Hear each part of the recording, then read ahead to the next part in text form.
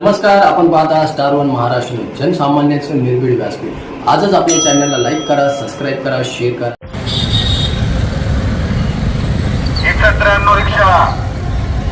193 रिक्षा काढून घ्या कोणाची इथे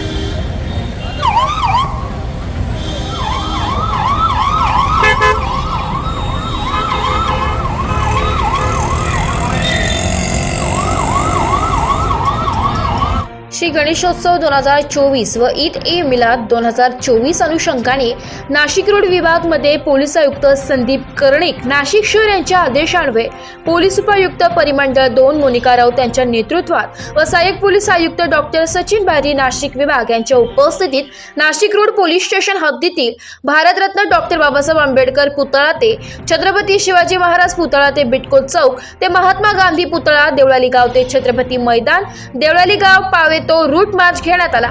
सदर रूट मार्च मध्ये नाशिक रोड पोलीस स्टेशन व उपनगर पोलीस स्टेशन कडील 4 PI, 11 API, PSI, RCP पथक, SRPF लाटून 1 अधिकारी व 42 पोलीस अंमलदार व 40 होमगार्ड असे सहभागी झाले होते।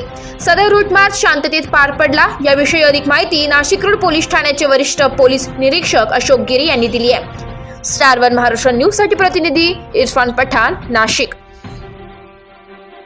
गणपती उत्सव निमित्ताने नाशिक रोड पोलीस स्टेशन व नाशिक रोड च्या जे काही अखत्यारीमध्ये गणेश उत्सव आहे तो अत्यंत आनंदात आणि उत्सवामध्ये सुरू आहे।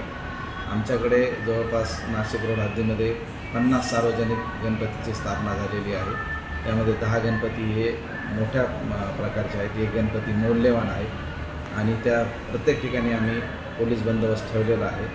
आणि आज त्या अनुषंगाने गणपती उत्सव आणि ईद मिलाद या अनुषंगाने आम्ही एक रूट मार्च घेतलेला आहे। काल रूट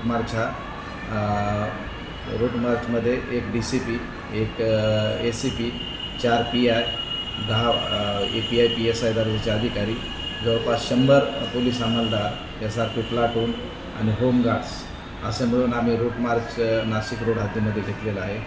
तो रूट मार्च आम्ही भारतरत्न डॉक्टर बाबासाहेब आंबेडकर पुतळ्यापासून छत्रपती शिवाजी महाराज पुतळा, तसंच बिटकोपासून महात्मा गांधी पुतळा आणि उपनगर हद्दीमध्ये असा एक 3 ते 3.5 किलोमीटरचा रूट मार्च आम्ही दोन्ही उत्सवादरम्यान घेतलेला आहे।